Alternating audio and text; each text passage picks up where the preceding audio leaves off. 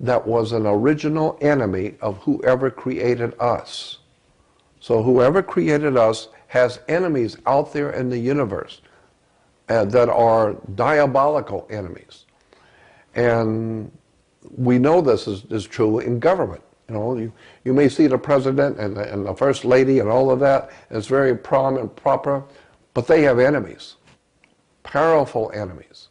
That's why they have to be totally surrounded by military and protection, because they have serious enemies.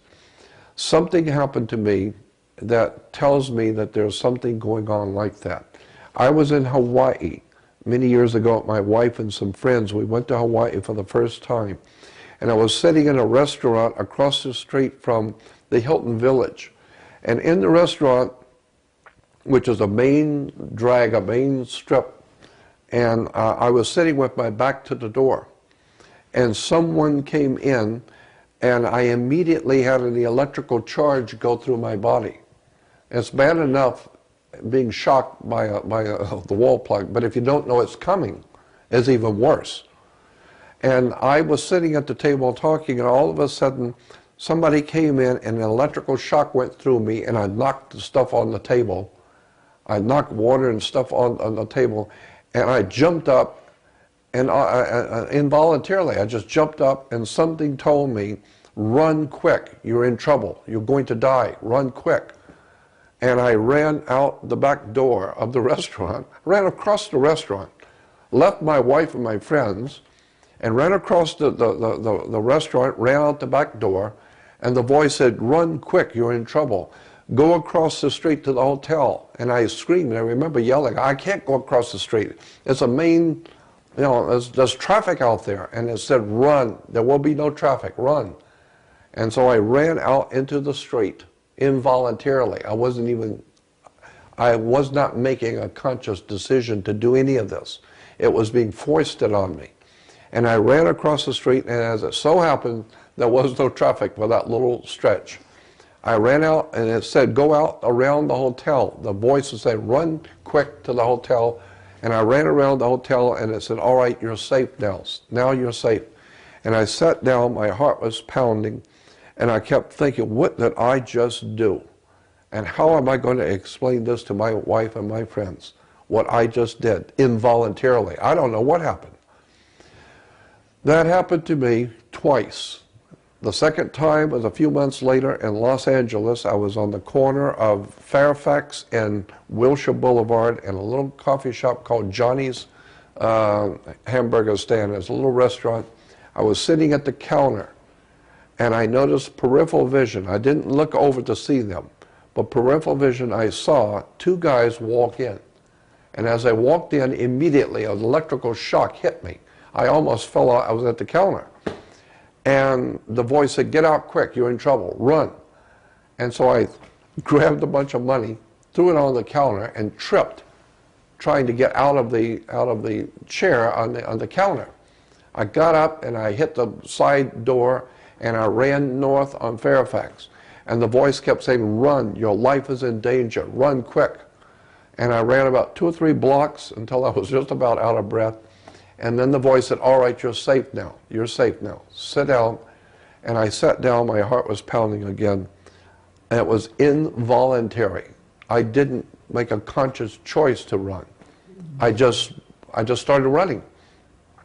And the voice was yelling to me. It was actually like a yell. Move quick. Your life is in danger. So it happened twice to me. I have no idea what that all means. I'm just telling you what happened. Okay, so you are positing the fact that there is a symbol, that in the symbol is basically telling the world of a new world order, and the return, or the basically a sun taking control, yeah. And that this is happening sometime in the near future. Yeah.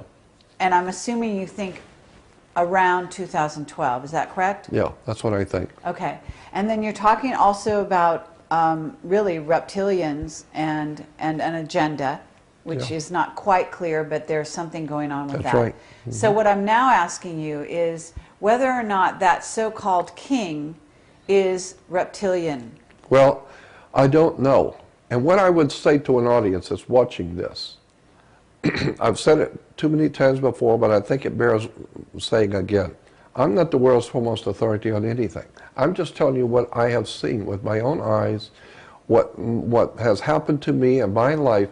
But I would also say to anyone who would scoff at this, just look at what I have to offer first, before you make a decision if I'm crazy or not.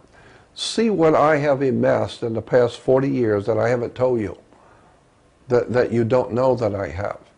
And see the research that I have done on this subject of this new order of the world, which I started talking about back in 1960.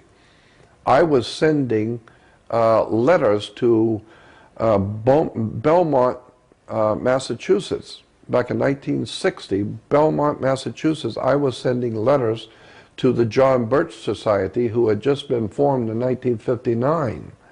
And the John Birch Society was, of course, exposing all the communist activity in the world, especially in America. I was already well into all of that in '59 when they started. And so I started sending them articles that things like, well, you need to look at this symbol and this word and this term here. And also you might want to look at this guy and this organization. So I was sending them little tidbits of information back in 1960 on the subject of Illuminati, on secret societies, not Illuminati. Because Illuminati I found out about, like I said, in 1967. When Anthony Hilder produced the series of records of 333 and a third record albums called Illuminati. The man speaking was an incredibly interesting man named Myron Fagan. And I don't know if you've ever heard Myron Fagan's Illuminati records. It will knock you out. Absolutely. Today, it's still a knockout. Wow. And when I hear it today, I heard it 40 years ago. When I hear it today, it's still a mind blower.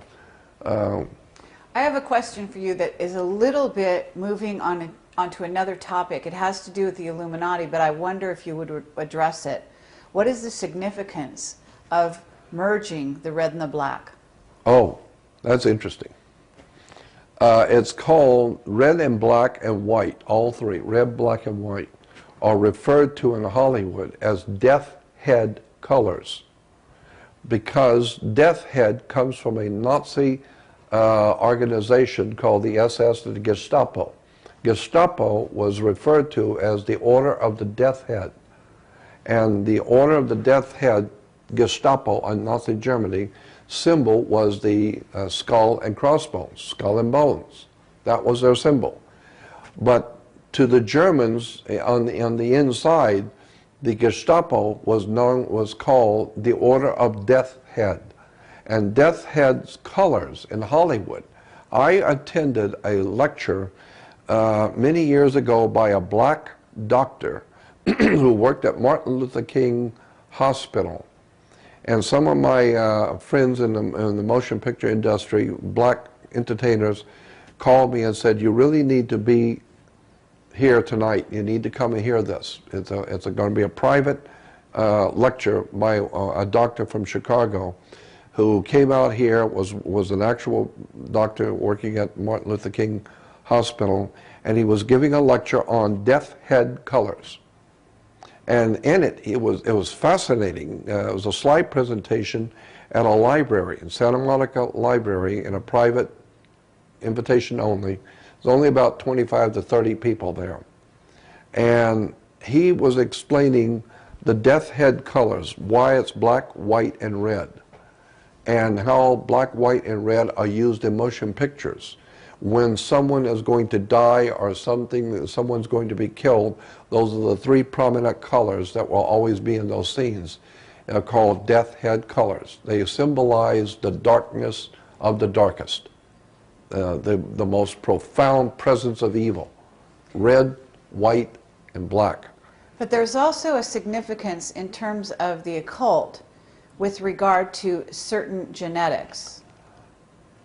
Certain genetics? Genetics. Oh, of course, of course. In other words, the red being a red-headed person with certain kinds of DNA. Oh, I'm sure. I'm sure there is more to that. And the black being a blonde, usually Celtics, a mixture perhaps. I'm sure that there is that too, yeah.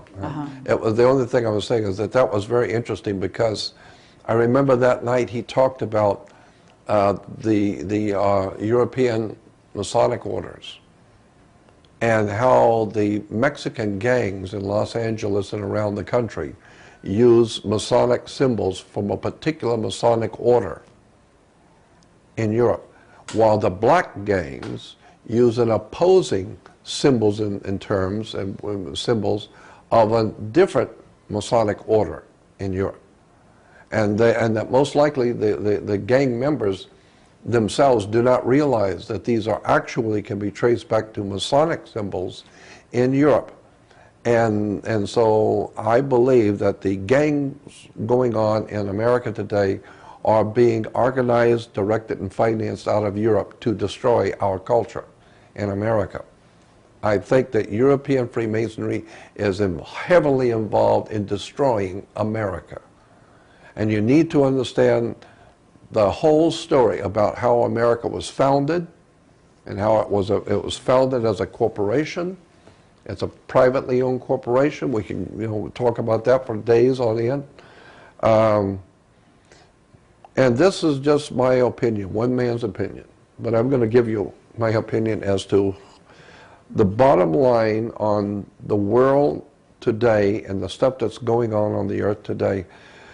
What we call Illuminati was originally a term which is given to us in Spain to a religious order in Spain that later on were amalgamated into what we call Jesuits. So the Jesuits are truly Illuminati themselves. And the Vatican, and you go well, that into was what I was going to say, yes. I believe that one of the most evil organizations that exist on the earth today, and you'd have to have spent all the years with me in libraries and research societies and traveling around the world and talking to other writers, authors, lecturers, and teachers, and collecting this stuff over a period of 45 to 48 years to understand what I'm telling you. But I believe today the most serious evil organization on the face of the earth is the Vatican. That's my personal opinion. I think if the Vatican was done away with off the face of the earth, there would be a shout of liberation heard around the world. Because the Vatican, in my opinion, is the bulwark of this dark thing that's happening on the earth. So when you talk about Illuminati, when you talk about the really dark criminal stuff that's going on in the earth, you're talking the Vatican. You're talking the Knights of Malta, which gave us the 6 men who founded the CIA in America, were all Catholics, members of the Knights of Malta. When you begin to look at the banking fraternities in America, like the Bank of America, Union Bank in California, all of these people who founded these banks and today are running the banking establishment are all Knights of Malta, Catholic Masonry. So when I hear people talking about the Jews this, the Jews that, and the Jews are responsible, I said, no, you better go back and do your homework. The Jews have been slaughtered all over Europe by the Vatican. You need to remember that for at least 2,300 years, Rome has dominated Europe. Under the Caesars of Rome, and in the 4th century, late 4th century, the Vatican comes into being. And the Vatican dominates all of Europe. All the heads of state, all the princes and kings and rulers, all the kings and rulers in Europe rule by the divine right. It's called the divine right of kings. What are you talking about? Who represents divine to give the king the right? The Pope. The Pope appoints certain families to be over the French. The Pope appoints certain people to be over the Germans and over the British. And so by divine right. Why? Because the Pope represents God. And the Pope says that this family is holy and that they should rule. And therefore they can now say they rule by divine right. And the whole idea of divine goes back to the chalice, you know, and the Holy Grail. And in the Catholic Mass, you have the priest breaking the bread and then pouring the wine. Well, wine is made from grapes, and wine is red. So it's a red grape wine represents the blood of the atonement blood. It's a blood sacrifice. But where does the where does the wine come from? It comes from grapes, and grapes grow on divine. And that's where we get the concept and the word divine, because it comes from, grapes come from divine. So that's where we get the word divine. And once you begin to realize how the Vatican has, for over 2,300 years, Rome has dominated Europe, and in 1,600 years, the Vatican has dominated Europe. And Europe for 2,300 years has dominated the earth. So if you want to talk about conspiracies and you want to talk about evil, don't talk about Jews. You better talk about the people who would control Europe for over 2,300 years, Caesar of Rome, the Roman Catholic establishment. There's the real story. Now you're getting into mafiosi. Now you're getting into the fraternal orders of Freemasonry out of Europe, Knights of Malta. Now you're getting into the organized crime, Sicily, Corsica, and all of the profound drug running, white slavery, murder for hire, Vatican. I mean, even, what was his name, the producer of Godfather? What was his name? Francis Ford Coppola. Mm-hmm. And Godfather 3.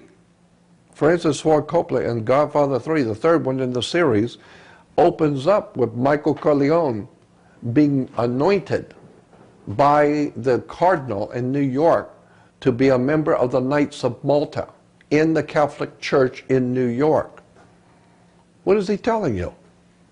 The connection between the Vatican, the Holy Father, there's nothing holy about the Holy Father. There's nothing holy in Israel. Nothing. There's nothing holy in the Vatican. There is nothing holy in Salt Lake City. There's nothing holy in religion, period. It's a way that the masters, whoever these entities are who are controlling the human race, they have set up certain institutions of learning, of education, religion, and government. That's why I've said you better go back and do your homework on where the history of the world comes from. I don't see the world being run by Jews. I see Jews being used, but you will find that even Rothschild, the Rothschild family who we hear so much about, those Jews who were running Europe. No, if you go back and look at the history of the Rothschilds, you will find that Rothschild represented the Vatican. He was dealing for the Vatican. He was a Vatican banker appointed by the Vatican to deal for them, so that the Catholic Church would never be involved in all that terrible stuff going on in banking. We'll let the Jew do it. Then, of course, if something comes out, well, it's Jewish, obviously. No, it's your money that he was handling.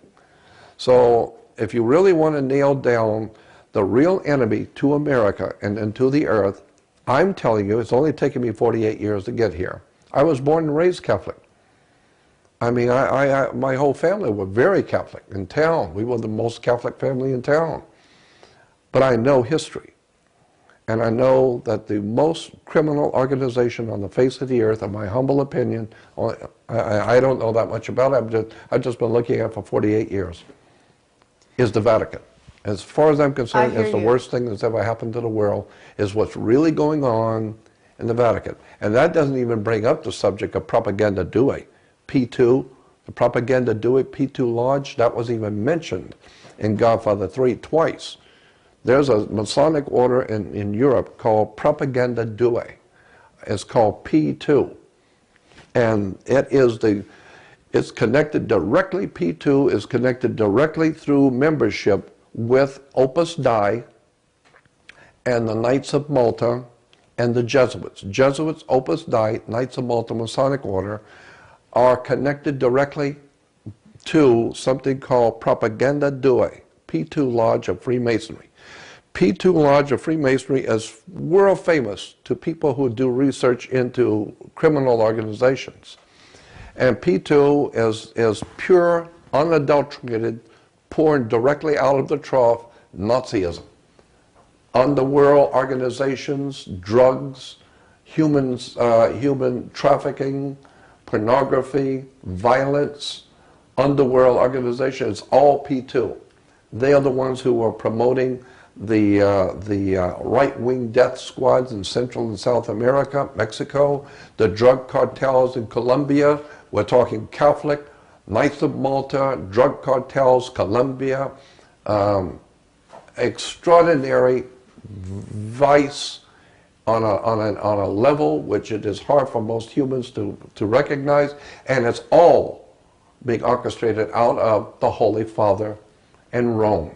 This is why I've said so many times, there's never going to be a time in the history of this country that America will be saved. I don't believe America can be saved.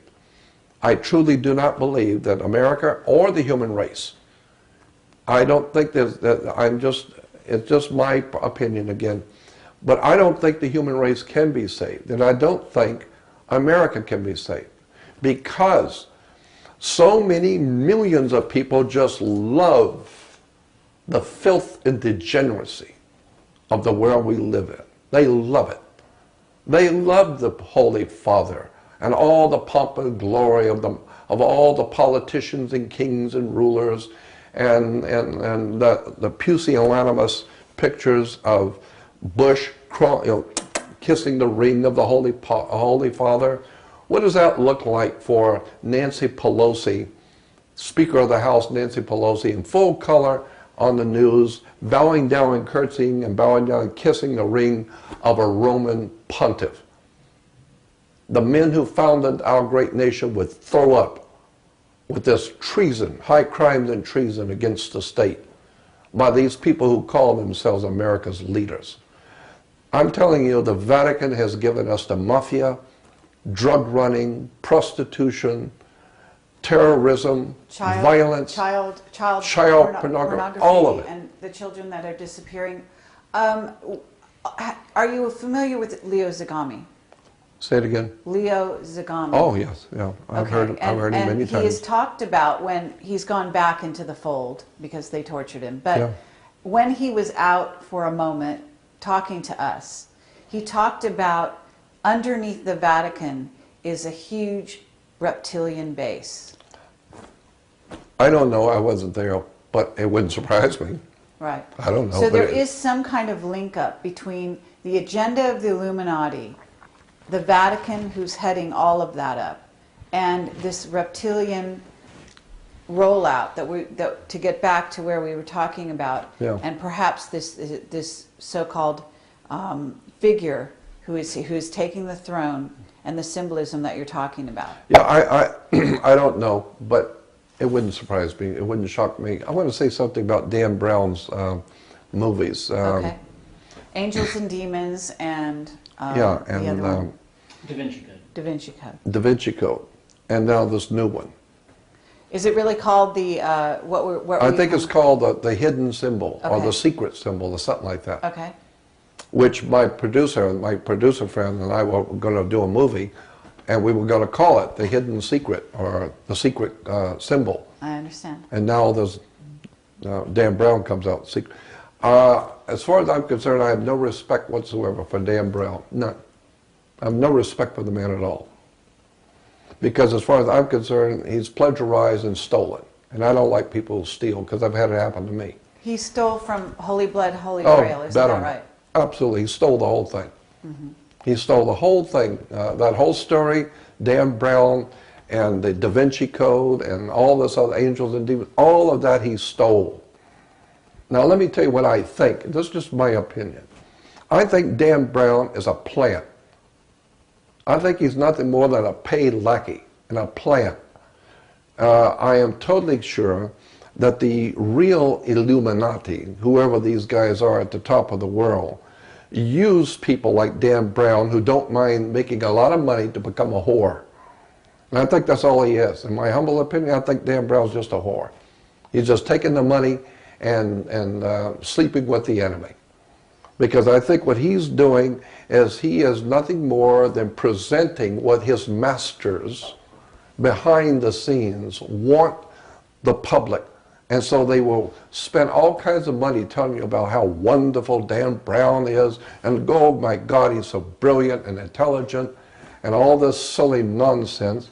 And the people who are so used to sucking up to Hollywood will believe that stuff. Me, I've been around Hollywood 48 years. I know this stuff backwards and forwards. I think Dan Brown is nothing more than a front for a very powerful Masonic order in Europe, which is trying to lay the foundations for this Novus Ordo Seclorum, dawn of a new day, sunrise thing that's coming. I think Dan Brown is nothing more than a whore taking the money and making it look like he's the one that came up with this, when in point of fact, no, it was stolen. It was stolen from three men in England, Bagent, Lee, and Lincoln. Back in 1980, there was a book put out, and it became a New York bestseller. For many, many months, it was a top-of-the-line bestseller called Holy Blood, Holy Grail. And the three authors were three British authors, Bagent, Lee, and Lincoln. And they outlined for the first time the story of the Knights Templar Masonic Order in Europe, the Knights of the Holy Grail, the whole concept of a Masonic secret society operating in the world. And I wouldn't be a bit surprised if they weren't better informed about this than what they let us know. I don't think they just might chance happen upon it. I think they already knew something, and they were putting it out in the book in such a way as to start people thinking about it. But nonetheless, Bagent, Lee, and Lincoln were extraordinarily brilliant writers, and their research was impeccable. I mean, these guys nailed it down, and even today around the world, people who are knowledgeable in these subjects will agree Bagent, Lee, and Lincoln did one hell of a job. They had their homework done. Okay, well, I have one last question, and this has been an amazing journey to take with you, and I hope that we can go down that road a little further in the future. And I think that people that are watching this really need to get up to speed with following your other work, your previous work, hopefully attending any conferences you're speaking at. I believe that you are coming forward. You just spoke. You had no preparation whatsoever, and you spoke at our Awake and Aware Camelot conference here in Los Angeles just last weekend, and it's really an honor to be here with you.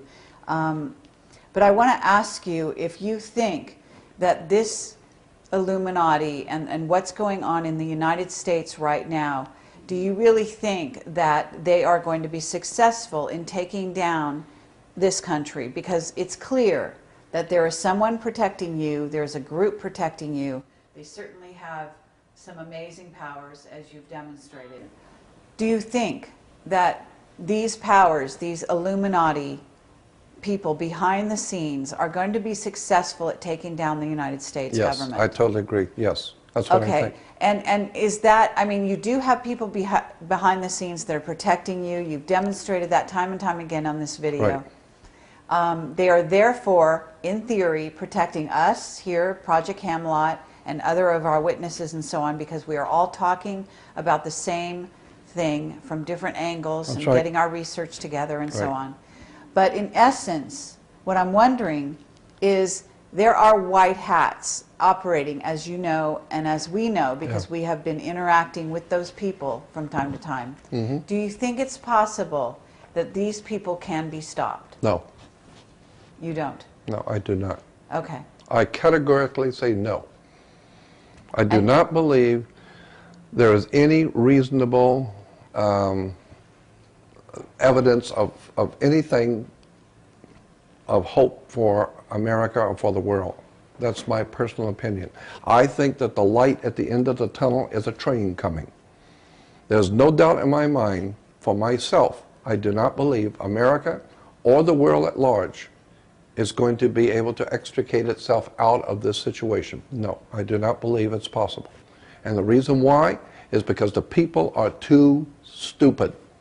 They're too ill-informed, ignorant, ill-informed, unread, self-centered, egotistical, materialistic, and downright stupid. And they don't care. Basically speaking, people don't care.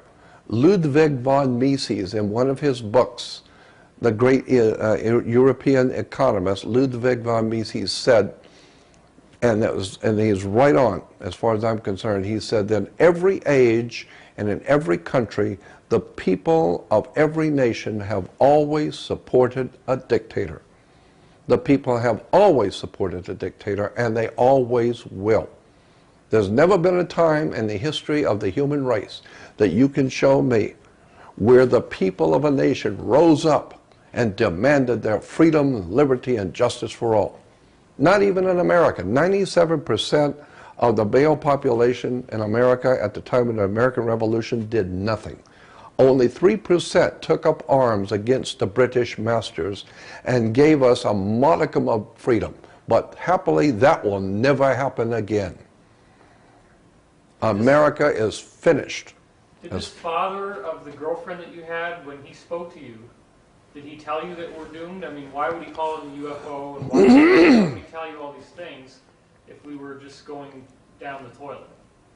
Did he tell you that we were doomed? Did he tell you there was a war and that we were going to lose no matter what? No. Do you, okay, let me phrase this. Do you realize that your mission and your call to arms, which is really coming right on the verge here? I mean, I think that the new release of V is sort of a signal to the populace, a last-ditch attempt to wake the people up as to what may be coming. And basically, you have a mission, we have a mission, and I'm sorry, you know, Jordan Maxwell, and you're a brilliant man, but you were put here for a reason. You have incredible force behind you. The man who spoke to you all those years ago and told you that you would have a journey is certainly behind you now. And I would say that judging from everything that's gone on with Project Camelot, that we have some of the same force behind us. And I have to say that the fact that you're sitting here today and you're talking to us and you're alive and well, and that you're coming forward at this moment and talking about things with really no holds barred is indication to me that there is something going on that's more than you have dreamed of in your philosophy. So I want to thank you very much. Well, I want to answer that question. I do not believe America can be saved. I do not believe the human race can be extricated or saved from what is coming. I do not believe that my mission here is to save anybody. I believe what I am doing is to help those who want to know, those handful of people who are awakening and who sincerely, spiritually understand the dynamics of what's going on and who want to know and want to change and want the protection of the spirit. That's a small modicum of people, a very small niche. I do not believe America can be saved. I'm doing what I'm doing only to help those who want to know. Obviously, you are a person who is trying to wake up people, okay?